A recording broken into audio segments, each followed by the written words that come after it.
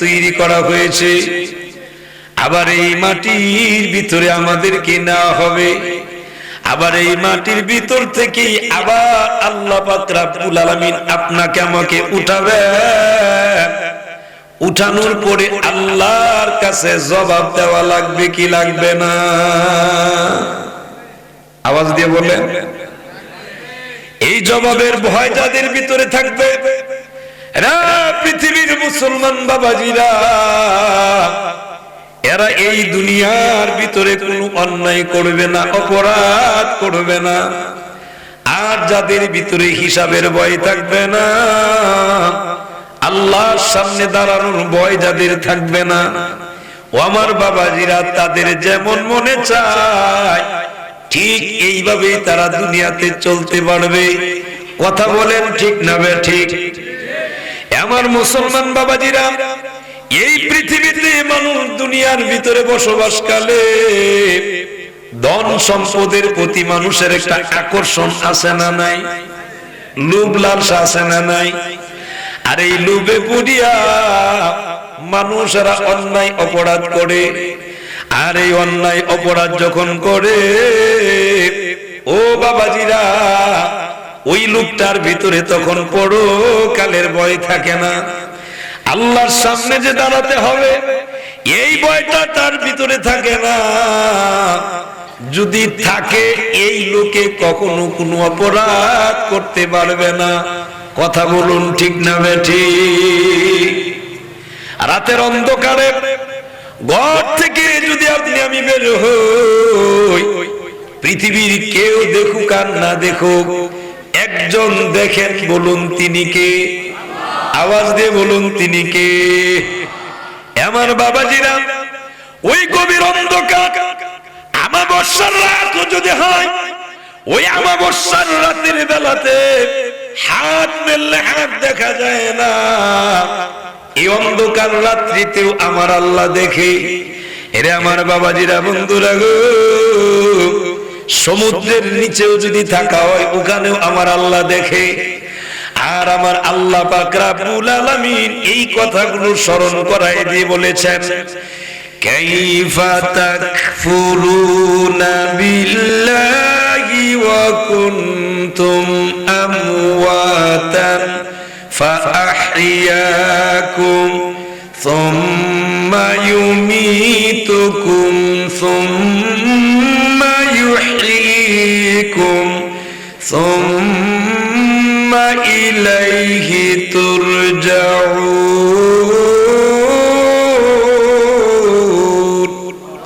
হে পৃথিবীর মানুষেরা, কেমন করে তোমরা আমি আল্লাহর সঙ্গে নাফরমানি করো? তোমাদের কোনো অস্তিত্ব ছিল না। রে পৃথিবীর মানুষ, আমি আল্লাহ পাক রব্বুল আলামিন অস্তিত্ব দিয়েছি, আবার তোমাদেরকে মরণ দিব। এই মরণের পরে আবার আমি আল্লাহ তোমাদেরকে জিন্দা করব। জিন্দা করার পর আবার তোমরা আমি আল্লাহর কাছেই ফেরত আসবে। একটু জোরে বলুন সুবহানাল্লাহ। যাওয়া লাগবে কিনা? মরার পরে, মৃত্যুর পরে আল্লাহ যে আবার জিন্দা করবে, এই বিশ্বাস আমাদের আছে না নাই?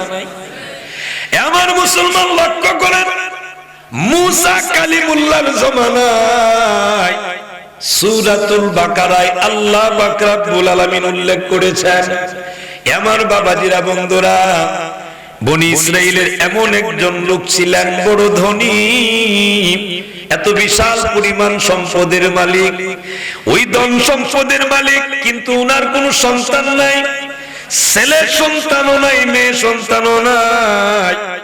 উনার যেহেতু কোনো সন্তান নাই, উনার একজন ভাইয়ের সন্তান ছিল। এই ভাইয়ের সন্তান সম্পদের লোভে পড়িয়া এবার উনি উনার আপন চাচাকে হত্যা করিয়া ওই লাশটা নিয়ে আরেকজনের লোকের বাড়ির দরজার মধ্যে টাঙায়া দিছেন। নাউজুবিল্লাহ, জুড়ে বলেন। যার বাড়িতে টাঙ্গায় দিছেন দরজার মধ্যে, সকালবেলা উঠার পরে উনি জানায় দিছেন উনার চাচাকে ওই লোকেই হত্যা করছে। নাউজুবিল্লাহ বলবেন না? আমাদের দেশেও কিছু মানুষ একটা মার্ডার হয়েছে, এই মার্ডার সম্পর্কে কিছুই জানে না, এরকম লোক আমাদের সমাজে আছে না নাই? কিন্তু ওই লোকও দেখা যায় আউয়াল আসামি। আপনারা মনে খারাপ লাগতেছে? আমার একটা বদ অভ্যাস আছে, শ্রোতা যদি কথা না বলে আমি কথা বলতে পারি না। এখন আমি যদি কিছু কথা বলি, আপনারা যদি আমার কথা বুঝেন, তাহলে আমাকে একটু সহযোগিতা করার দরকার আছে না নাই? সেই সহযোগিতাটা হলো আপনারা আমাকে একটু জবাব দিবেন। আর রাত বেশি হয়েছে, যদি জবাব না দেন তা আপনাদেরও ঘুম আসবে। আর ঘুম চলে আসলে ঘুমায় ঘুমায় ওয়াজ শুনলে আর এই ওয়াজ দিলেও কোনো লাভ নাই, আপনারা শুনলেও কোনো লাভ নাই। কথা বলেন ঠিক না বেঠিক? এক হুজুর ওয়াজ করতেছেন, একদম কানের মধ্যে হাত দিয়া চোখ বন্ধ করে। উনি যে শুরু করছে, শ্রোতা যাইতে যাইতে যাইতে যাইতে সকল শ্রোতা চলে গেছে। হঠাৎ করে উনি চোখ খুলে দেখে কেউ নাই, শুধু মাইকম্যান আছে। কে আছে? মাইকম্যান। পরে উনি মুচকে হাসি দিয়ে বলেন যে বাবা, আল্লাহ তোমারে কবুল করছে, আমার ওয়াজটা তুমি মনোযোগ দিয়ে শুনছো। মাইকম্যানে বলতেছে, হুজুর আমি তো আপনার ওয়াজের দান্দায় আছি না, আমি আপনি কোন সময় মাইক ছাড়বেন আর আমি যাইতাম, আমি তো পেছু বইটা বইছি। এরকম ওয়াজ দিয়ে লাভ আছে? এই জুড়ে বলেন, এইরকম ওয়াজ দিয়ে লাভ আছে? এরকম ওয়াজ শুই না লাভ নেই। আমাকে একটু জবান খুলে একটু আওয়াজ দিবেন, যেই লোকটা অপবাদ দিলেন, তুহম্মত দিলেন, এই লোকটা অপরাধ করে নাই, মার্ডার করে নাই, লোকটা জানেই না, কিন্তু এই লোকটার উপরেই বলা হলো এই লোকটাই উনার চাচাকে হত্যা করছেন, অথচ হত্যা করছেন যিনি, উনি বিচার দাবি করতেছেন। এরকম লোক আমাদের সমাজে আছে না নাই? যিনি অপরাধ করেন উনি বিচার চান। আর এই কাজগুলো, অপরাধগুলো করে কেন? এই অপরাধগুলো করে মানুষ ওই যে লোভে পড়ে। মানুষ যখন লোভে পড়ে তখনই এই কাজগুলো করে। কথা বলেন ঠিক না বেঠিক? আল্লাহ পাক রব্বুল আলামিন সূরাতুল বাকারায় অনেকগুলো আয়াতের ভিতরে বলছেন, সবগুলো আয়াত আমি আপনাদের সামনে বলবো না। ৭৩ নং আয়াতের ভিতরে আল্লাহ জানাই দিতেছে, ফাকুলনা যুরিবু বিবাদিহা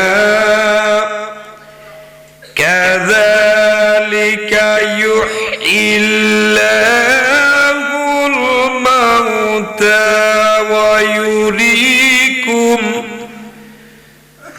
ইউরিকুম আয়াতিহি লাআল্লাকুম তাকিলুন। আল্লাহ পাক রব্বুল আলামিন বলেন, অতঃপর আল্লাহ বলছেন মুসা আলাইহিস সালাতু সালামের মাধ্যমে জানাই দিবেন, ও মুসা, তোমার কাছে দুই দল আগমন করছে। এই দুই দল এই মার্ডার নিয়ে এমন একটা পর্যায়ে চলে গেছে, দুই দল দরবার করবে, মারামারি করবে। আপনাদের দেশে কি বলে আমি জানি না, আমাদের দেশে বলে জগরা। আপনারা কি বলে? জগরা। দুই দলে জগরার উপক্রম, জগরায় চলে যাবে। ঠিক ওই মুহূর্তে উনাদের ভিতরে একজন জ্ঞানী মানুষ, উনি তখন বললেন, তোমাদের কাছে এখনো একজন পয়গম্বর বিদ্যমান, আর সেই পয়গম্বর হলো হযরত মুসা আলাইহিস সালাতু সালাম। মুসা কালিমুল্লাহ জি তো আছেন, তোমরা দুই দল মিলে মুসা নবীর কাছে চলে যাও। একটু জোরে বলুন সুবহানাল্লাহ। রে মুসলমান, মুসা কালিমুল্লাহর কাছে যখন চলে গেল, যাওয়ার পরে মুসা কালিমুল্লাহ জানায়া দিলেন, এ আমার উম্মতের দলেরা, তোমরা একটা গরু জবাই করো। এদের উদ্দেশ্য হলো গরু জবাই করবে না, আল্লাহ হুকুম দিয়েছেন গরু জবাইয়ের। এদের উদ্দেশ্য হলো গরু জবাই দিবে না। আমার বাবাজিরা, এরা তখন মজাক করে বলে, আপনি কি আমাদের সাথে ঠাট্টা করেন? নাউজুবিল্লাহ, জুড়ে বলবেন না। কোন পয়গম্বর কি ঠাট্টা করে নাকি? এরা মুসলমান ঠাট্টা করে না। মুসা কালিমুল্লাহ ডাক দিয়ে বললেন, আমার উম্মতের দলেরা, আমি তোমাদের সঙ্গে ঠাট্টা করি না, আল্লাহ পাক রব্বুল আলামিন অর্ডার দিয়েছেন। এরা তখন তর্ক শুরু করে দিল, ও মুসা কালিমুল্লাহ, কেমন গরুটা হইতো? লাল না হলুদ হইতো, নীল না সাদা হইতো? কেমন হইতো? মুসা কালিমুল্লাহ আবার বর্ণনা দিলেন।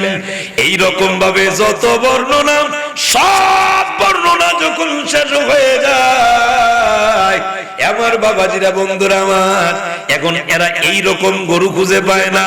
খুঁজতে খুঁজতে খুঁজতে খুঁজতে এমন একজন লোকের কাছে পাইলেন। ওই লোকের কাছে গেল এই গরু কেনার জন্য। উনিও তখন জানায় দিলেন, রে লোকেরা, গরু যদি কিনতে হয় আমার এই গরুর চামড়া দিয়া থলে বানান লাগবে, ব্যাগ বানান লাগবে। এই ব্যাগ ভর্তি স্বর্ণ যদি তোমরা ওজন দিয়ে দিতে পারো, তাইলে আমি আমার এই গরু তোমাদের কাছে বিক্রি করব। সুবহানাল্লাহ, তার জোরে বলে। এটা হলো শাস্তি, এক প্রকার শাস্তি। আমার বাবাজিরা, বন্ধুরা, আমাদের দেশেও দেখবেন কেউ যদি ঝগড়া করে, দুই দল ঝগড়া করার পরে মীমাংসায় যখন যা, বিচারকরাও দেখবেন কিছু রায় দেয়, দেয়নি? যদি বলে, ওই রায়ের সময় দেখবেন একজনরে বলে তুই দিবি 20,000, তুই দিবি 50,000 জরিমানা। কেরে ঝগড়া করলি, অপরাধ বুঝা দেয়, ঠিক না বেটি? আমার মুসলমান বাবাজিরা, গরু জবাই দিলেন। গরু জবাই দেওয়ার পরে আল্লাহ পাক রব্বুল আলামিন জানায় দিয়েছেন, এই গরুর একটা অংশ দিয়ে তোমরা এই মৃত মানুষটাকে আঘাত দাও। এই মৃত মানুষটাকে যদি আঘাত দাও, এই মৃত মানুষটা জিন্দা হবে। জিন্দা হইয়া তোমাদেরকে বলে দিবে কে তাকে হত্যা করেছে। আপনাদের বিশ্বাস আসেনি? আল্লাহ হুকুম দিয়েছেন, জিন্দা হবে। জিন্দা হয়ে এরপরে কে হত্যা করেছে এই কথাটা প্রকাশ করে দিবেন। একটু জুড়ে বলুন সুবহানাল্লাহ। আমার বাবাজিরা, বন্ধুরা আমার, তাফসীরের কিতাবে উল্লেখ করা হয় গরুর কোন অংশ দিয়ে আঘাত দিছে এটা আমাদের জানার বিষয়। এটা কি আমাদের জানার বিষয়? কিন্তু কিছু মানুষ আছে দেখবেন ফিতনাবাজ, আছে না নাই? এই জুড়ে বলেন, আছে না নাই? ফিতনাবাজ, ফিতনাবাজেরা ফিতনা তুকায় হাঁটে। আমার বাবাজিরা, এদের ভিতরে এরকম ফিতনাবাজ ছিল। কুন্ডা দিয়ে দিতাম। মুসলমান বাবাজিরা, যে কোনো হাত দিয়ে হওয়া আঘাত দিয়েছে, আঘাতের সঙ্গে সঙ্গে এবার ওই মৃত মানুষটা জিন্দা হলো। জিন্দা হয়ে এবার ডাক দিয়ে বলেন, রে লোকেরা, আমার এই বাতিজা আমারে হত্যা করেছে। সুবহানাল্লাহ, তা জুড়ে বলুন। আর একটু আওয়াজে বলুন আল্লাহু আকবার। আমার মুসলমান বাবাজিরা, এবার যখন বলে দিলেন আমার বাতিজা আমাকে হত্যা করেছে, আসামি যিনি বিচার দাবি করছেন উনি হলেন আসামি। উনি যখন ধরা পড়ে গেছে, আমার মুসলমান বাবাজিরা, এখন উনিও দুনিয়া থেকে আবার বিদায় হয়ে গেছেন। এই কথা বলার সাথে সাথেই উনি পৃথিবী থেকে বিদায় হয়ে গেলেন।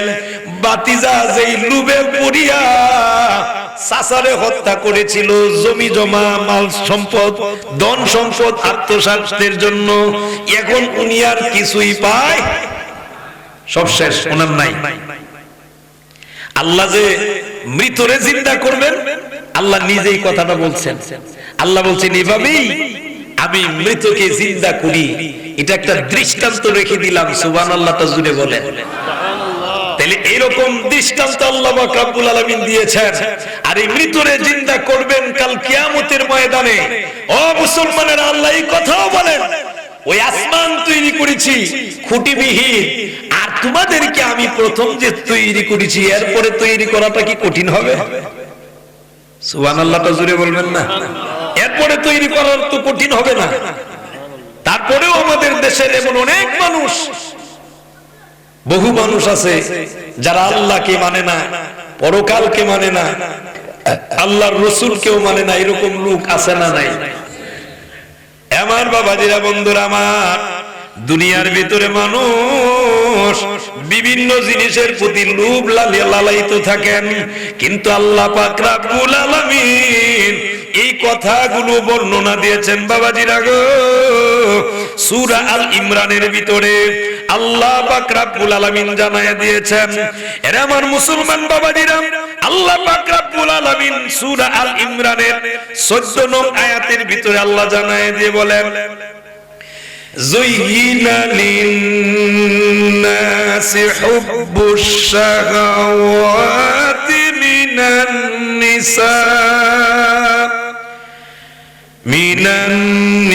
নিসাই ওয়াল বানিনা ওয়াল কনাতিরিল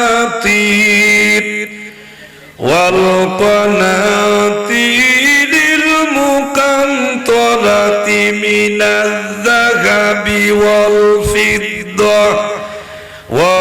ফিদ্দাতি ওয়াল খাইলিল মুসাওওয়ামাতি ওয়াল আন'আমি ওয়াল হারথ যালিকা মাতাউল হায়াতিদ দুনিয়া ওয়াল্লাহু ইনদাহু হুসনুল মাআব। আল্লাহ পাক রব্বুল আলামিন জানায় দেয়, এ পৃথিবীর মানুষেরা, আমি আল্লাহ পাক রব্বুল আলামিন তোমাদের জন্য দুনিয়ার ভিতরে অনেকগুলো জিনিস আকর্ষণীয় বানিয়েছি, লোভনীয় বানিয়েছি। এই আকর্ষণীয় লোভনীয় বিষয়ের ভিতরে এক নাম্বার হলো নারী। নারীদেরকে আল্লাহ পাক রব্বুল আলামিন আকর্ষণীয় বানিয়েছেন। দুই নাম্বার আল্লাহ পাক রব্বুল আলামিন বলেন, এরা আমার মুসলমান ছেলে মেয়ে সন্তানাদি আল্লাহ আকর্ষণীয় বানাইছেন। একটু জোরে বলা যাবে কি সুবহানাল্লাহ? স্ত্রীর প্রতি ভালোবাসা নাই এরকম মানুষ খুব কমই পাওয়া যাবে। কথা বলেন ঠিক না বেঠিক? ছেলে মেয়ের প্রতি ভালোবাসা নাই এইরকম মানুষ খুব কমই আছে। আল্লাহ পাক রব্বুল আলামিন বলেন, আমি আকর্ষণীয় বানাইছি, চাকচিক্যময় করেছি, লোভনীয় করেছি। কেন? এই দুনিয়ার এই সম্পদ আল্লাহ পাক রব্বুল আলামিন আরো বলছেন, স্বর্ণ রূপা, আপনার এই যে সম্পদ, শস্য ক্ষেত্র, এরপরে শস্য ক্ষেত, এরপরে আপনার গবাদি পশু, এরপরে চিহ্নিত গুড়া, এরকম জিনিসগুলো আল্লাহ আকর্ষণীয় বানাইছেন। এরপরে আল্লাহ বলছেন, এগুলো শুধু দুনিয়ার জন্য আকর্ষণীয়, এর চাইতে উত্তম জিনিস আল্লাহর কাছে রয়েছে। একটু জোরে বলুন সুবহানাল্লাহ, আর একটু জোরে বলুন আল্লাহু আকবার। আর সেটা হলো পরকালে, পরবর্তী জিন্দেগিতে আল্লাহ পাক রব্বুল আলামিন এর চাইতেও ভালো জিনিস রেখেছেন। যদি পরকালে ভালো কিছু পাইতে হয়, এই দুনিয়া উনি খাবারে খায়ও না, ধরেও না। ইদ্রিস পয়গম্বর ডাক দিয়ে বলল, মুসাফির, আমি আপনাকে খাবার দিলাম, আপনি ইফতারি করার জন্য দিলাম, কিন্তু আপনি তো কিছু খান না। উনি কিছুই খেলেন না। আমার বাবাজিরা, বন্ধুরা আমার, একদিন অবস্থান করলেন। বিকাল যখন হয়ে গেল, এবার ডাক দিয়ে বলে, ও ইদ্রিস পয়গম্বর, আপনি একটু চলুন, আপনার এলাকাটা আমাকে একটু ঘুরায় দেখাবেন। একজন মুসাফির মানুষ, মেহমান যখন আগমন করলেন, এবার বললেন, আপনি চলুন আমার সঙ্গে। নিয়ে গেলেন। এবার ওনাকে নিয়ে গিয়ে যখন ঘুরতে লাগলেন, আমার বাবাজিরা এমন একটি বাগানের দিক দিয়ে চলে গেলেন, যেই বাগানটা হলো আপেলের বাগান। একটু জোরে বলা যাবে কি সুবহানাল্লাহ? আপেলের বাগান। ওই আপেলের বাগানের কাছ দিয়ে যখন যায়, এমনি মুসাফির বেশে যিনি আগমন করলেন, উনি ডাক দিয়ে বলে, ও ইদ্রিস পয়গম্বর, খুব সুন্দর একটি আপেলের বাগান দেখা যায়। এই আপেল বাগানের মধ্যে আপনি আমাকে নিয়ে চলুন, এখান থেকে একটু আপেল খাবো। ইদ্রিস পয়গম্বর মুসাফির বেশে যিনি আসলেন, মালাকুল মউত, উনার দিকে তাকায় বলেন, আশ্চর্যের কারবার, আমি উনাকে ইফতারির মধ্যে এতগুলো ফল ফ্রুট দিলাম, উনি কিছুই খেলো না। আর এখন একটি বাগান দেখছেন, এই বাগানের মালিক আমি না, উনি এই বাগান থেকে খেতে চান। ইদ্রিস পয়গম্বর মনে মনে একটু রাগ। আমার বাবাজিরা এমনি ডাক দিয়ে বলে, ও মুসাফির, আপনি এই বাগান থেকে আপেল খাওয়ার জন্য বলতেছেন, কিন্তু এই বাগানের মালিক কিন্তু আমি না। এই বাগানের মালিক যেহেতু আমি নই, এই বাগানের মালিক যিনি উনিও এখন বাগানের মধ্যে নাই। সুতরাং আপনি যদি আপেল খেতে হয় বাগানের মালিকের অনুমতি লাগবে, বিনা অনুমতিতে আপেল খাওয়া যাবে না। ইদ্রিস পয়গম্বরকে মালাকুল মউত উনি একটু পরীক্ষা করতেছেন, একটু জোরে বলা যাবে কি সুবহানাল্লাহ? উনি ওনারে পরীক্ষা করে। আমার বাবাজিরা, ইদ্রিস পয়গম্বর ডাক দিয়ে বলল, ও মুসাফির, বুঝতে পেরেছি দুনিয়ার বিষয় থেকে যেহেতু আপনার লোভ যায় না, সুতরাং আপনার রাস্তা আপনি দেখেন, আমার রাস্তা আমি দেখি। সুবহানাল্লাহ তো জোরে বলে। আপনি বিদায় নেন। আমি মউতের ব্যাপারে কথাটা বলার জন্য আপনাদের কাছে ঘটনাটা উপস্থাপনা করতেছি। আমার মুসলমান বাবাজিরা, এবার উনি ডাক দিয়ে বললেন, ও ইদ্রিস, আপনি আরেকটু চলুন, এত তাড়াতাড়ি রাগ দেখালে হবে না, আরেকটু চলুন। এবার আরেকটু দূরে গেলেন, দূরে গিয়ে দেখলেন বিশাল বড় একটা মাঠ দেখা যায়। ওই মাঠের মধ্যে গিয়ে তাকায় দেখতে পাইরে রাখালেরা বকরি, বেড়া বকরি চড়া। সুবহানাল্লাহ তো জোরে বলেন। কি চড়া? বেড়া বকরি চড়া। মুসাফির বেশে যিনি আগমন করলেন, উনি ডাক দিয়ে বলে, ও ইদ্রিস পয়গম্বর, মাঠের মধ্যে অনেকগুলো বেড়া দুম্বা এগুলো দেখা যায়, একটা আপনি যদি বলেন ধরে নিয়ে আসি, আইনাটারে জবাই দিয়া দুই ভাইয়ে বুনা করে খায়। ইদ্রিস পয়গম্বর আরো রাগ হয়েছে, কারবারটা দেখছে, আমি বাড়িতে খাবার দেই, খাবার খায় না, আর এখানে মাঠের মধ্যে আরেকজনের মাল দেখছে, সম্পদ দেখছে, এটা খাওয়ার জন্য উনি এত লালায়িত কেন? এমনি বললেন, বুঝতাম, আপনি আপনার পথে চলেন, আমি আমার পথে যাই। আল্লাহ সূরাতুল মারিয়ামের 56-57 নং আয়াতের ভিতরে ইদ্রিস আলাইহিস সালাতু ওয়াস সালামের কথাটা উল্লেখ করছেন। একটু জোরে বলা যাবে কি সুবহানাল্লাহ?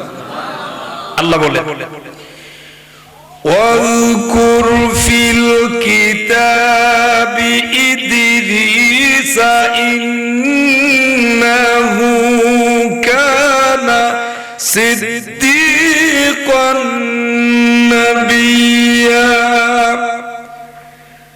ওয়া রাফা'নাহু মাকানান আলিয়্যা।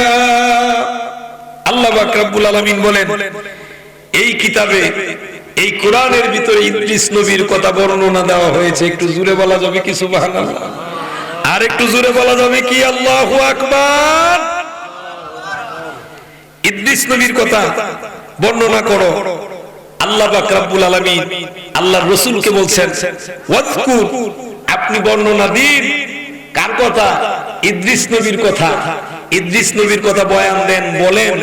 আল্লাহ পাক রব্বুল আলামিন এরপরে বললেন, ইদ্রিস নবী ছিলেন একজন সত্যবাদী নবী, সকল নবীরাই সত্যবাদী, তারপর একটা বিশেষ গুণ হিসেবে ইদ্রিস নবীর এই কথাটা আল্লাহ পাক রব্বুল আলামিন উল্লেখ করছেন। একটু জোরে বলা যাবে কি সুবহানাল্লাহ? আর একটু জোরে বলা যাবে কি আল্লাহু আকবার? এরপর আল্লাহ বলছেন, এভাবেই আমি ইদ্রিস নবীর মর্যাদাকে আমি বাড়িয়ে দিয়েছি, সুউচ্চ করে দিয়েছি। আল্লাহ পাক রব্বুল আলামিন মর্যাদাবান বানিয়ে দিয়েছেন সেই ইদ্রিস পয়গম্বর। উনি তখন রাগ হয়ে গেলেন, রেগে বলতেছেন, ও মুসাফির, আর আপনার সাথে থাকার কোনো পথ নাই, আপনি আপনার পথে চলে, আমি আমার পথে চলবো, আপনার কাছ থেকে বিদায়। আরে মুসলমান, ঠিক ওই মুহূর্তে ইদ্রিস পয়গম্বর উনি যখন চলে যাবেন, এমনি মালাকুল মউত আজরাইল ডাক দিয়ে বলে, ইদ্রিস ভাই, আপনি তো চলে যাবেন, কোনো আপত্তি নাই, কিন্তু যাওয়ার আগে আমি আপনাকে জিজ্ঞেস করি, আপনি কি আমাকে চিনতে পারছেন কিনা? ইদ্রিস পয়গম্বর ডাক দিয়ে বলে, না, আমি আপনাকে চিনতে পারলাম না, আমি জানি আপনি একজন মুসাফির। আপনি ইদ্রিস পয়গম্বর বলেন, আমি যেহেতু জানি আপনি মুসাফির, এর চাইতে বেশি কিছু তো আপনার সম্পর্কে জানি না। মালাকুল মউত আজরাইল উনি ডাক দিয়ে বলে, ও ইদ্রিস ভাই, আমি হলাম মালাকুল মউত আজরাইল। আরো জোরে বলেন না সুবহানাল্লাহ। মালাকুল মউত আজরাইলের পরিচয় দিছেন। এখন মালাকুল মউত আজরাইল উনি যখন পরিচয় দিছেন, ইদ্রিস পয়গম্বর জিজ্ঞেস করেন, ও ভাই মালাকুল মউত, তাহলে আপনি কেন আসছেন? আমার সময় শেষ, চলে যেতে হবে? না, আপনার সময় শেষ না। তাহলে আমি এসেছি আপনার সাথে বন্ধুত্ব করতে। ইদ্রিস পয়গম্বর মুস্কি হাসি দিয়ে বলেন, আপনি যে আমার সাথে বন্ধুত্ব করতে আসছেন, আমি তো যার তার সাথে বন্ধুত্ব করি না। সুবহানাল্লাহটা জুড়ে বলবেন না? জকিগঞ্জের কোন মানুষ যদি, এই খলা সরার কোন মানুষ যদি মালাকুল মউতের সাথে বন্ধুত্ব করতে পারত, তাহলে তো উনি বললো, রে সিনোস নে আমি কার বন্ধু? কথা কয় না। মালাকুল মউত যদি বন্ধু হয়, তাহলে মালাকুল মউতকে বলবো না আমার মরণ এখন নিও না, ঠিক না? বন্ধুরে দরকার লাগলে আইনা ভালোভাবে আদর আপ্যায়ন কইরা এরপরে বলতাম, বন্ধু বন্ধুর কথা শুনবে। এমনি যে অবস্থা, স্বাভাবিক একজন ওয়ার্ড মেম্বারের সাথে যদি একটু ভালো সম্পর্ক থাকে, আমাদের দেশের এমন লোক আছে দেখবেন, মেম্বারের সাথে একটা সেলফি উঠায় দেখা, এই বেটা দেখোস নি আমি মেম্বারের ডাইনা। কথা বলেন, এরকম লোক আছে না?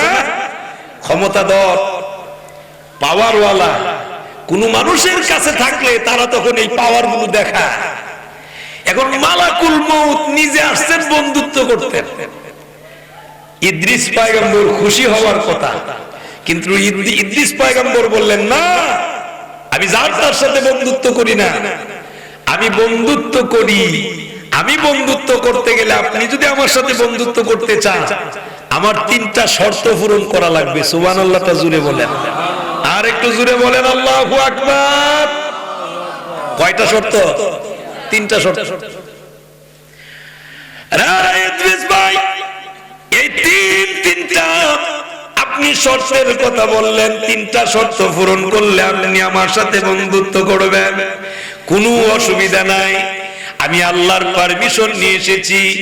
আল্লাহর পারমিশন যেহেতু নিয়ে এসেছি, এখন আপনি বলুন আপনার তিনটা শর্ত কি? এক নাম্বার শর্ত ইদ্রিস পয়গম্বর দিলেন, মালাকুল মউত। এক নাম্বার শর্ত হলো আপনি আমার জান কবজ করা লাগবে। সুবহানাল্লাহটা জোরে বলুন।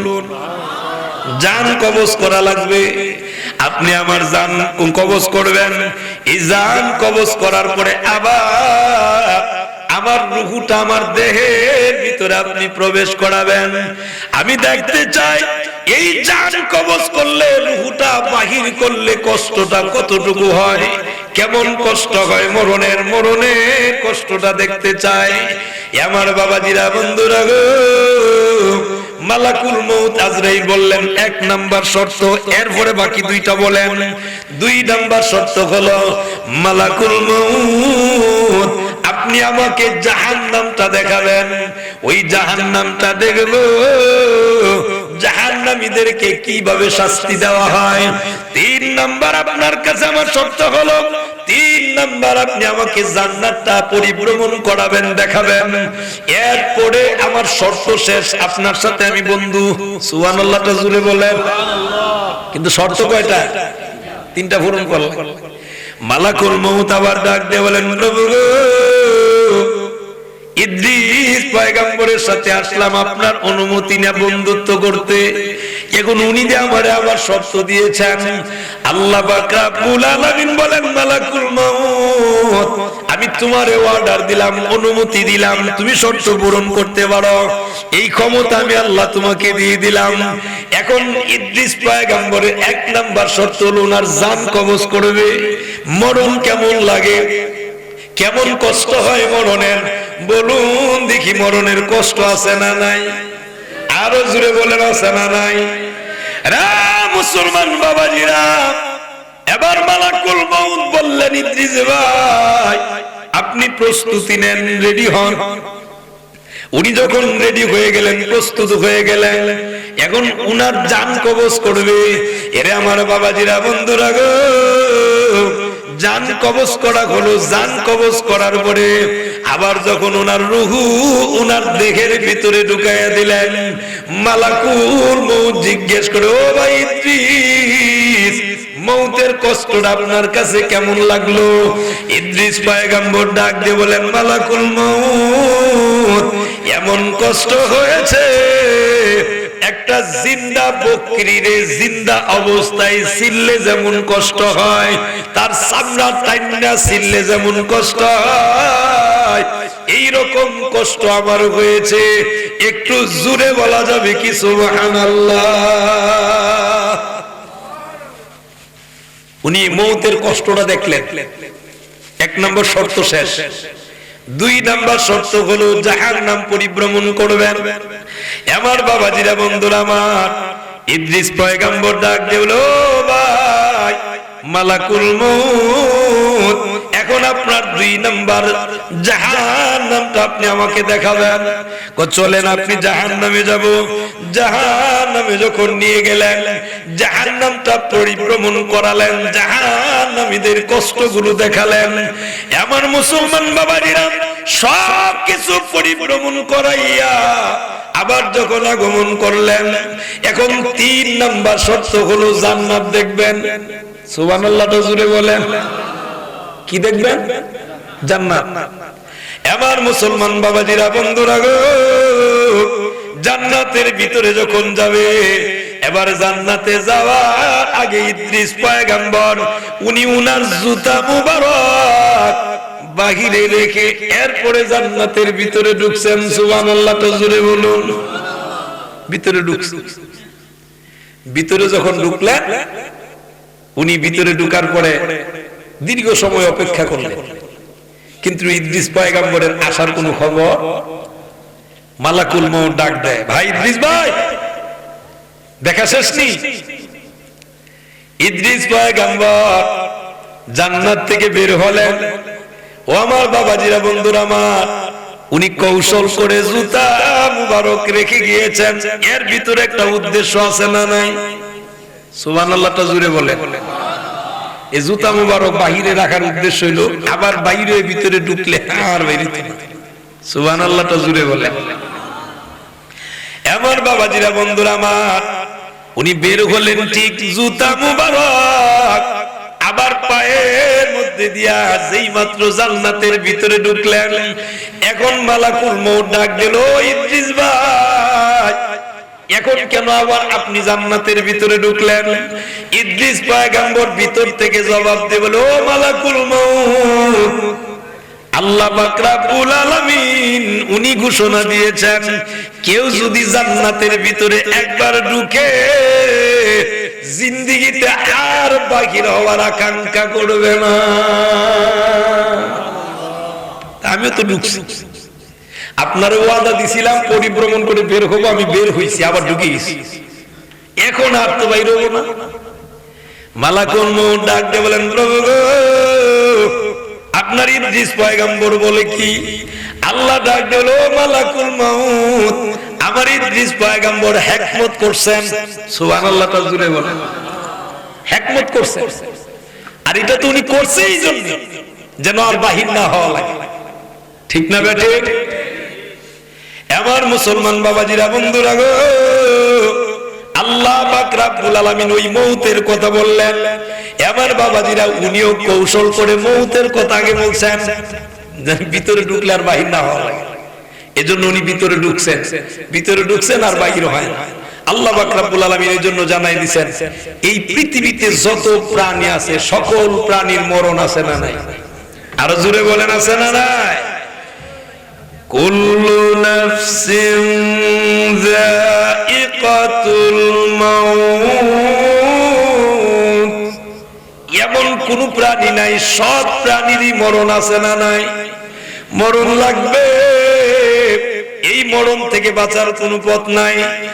আর যেহেতু বাঁচার কোনো পথ নাই, রে মুসলমান বাবাজিরা, মরণের পরে কবরেও যাওয়া লাগবে। কবর থেকে আবার আল্লাহর দরবারে যাওয়া লাগবে কি লাগবে না?